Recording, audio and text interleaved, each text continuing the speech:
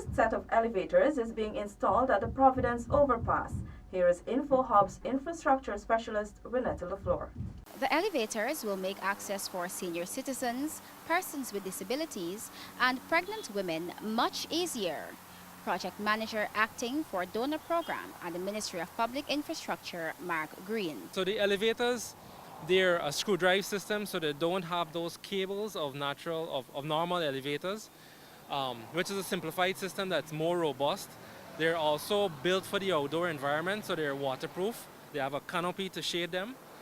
They're open in that they have glazed glass so that persons can feel comfortable.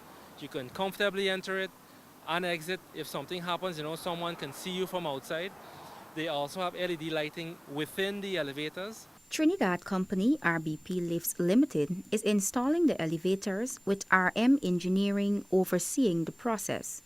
RM Engineering Director Rashid Mohammed said the project is on schedule. Scope of work involves pile foundations, structural steel superstructures, and signage together with elevators. All structural steel aspects, foundations, etc. are completed.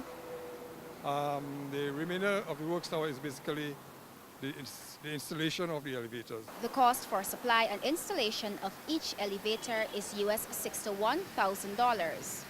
All installations are expected to be completed by August. From the pedestrian overpass at Providence, with videographer Kareem Peters, Renetta LaFleur for InfoHub.